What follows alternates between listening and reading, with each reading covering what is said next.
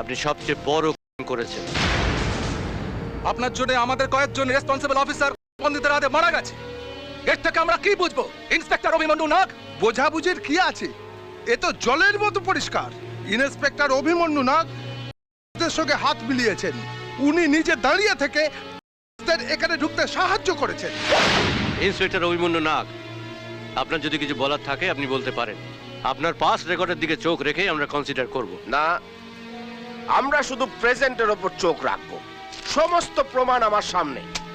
অভিমন্যু নাগ police ডিপার্টমেন্টের একটা black chapter, আর আমার ডিপার্টমেন্টের ম্যানুয়ালে আমি কোনো ব্ল্যাক চ্যাপ্টার রাখবো না। বিশ্বাসঘাতক অভিমন্যু নাগকে চাকরি থেকে বরখাস্ত করা হলো।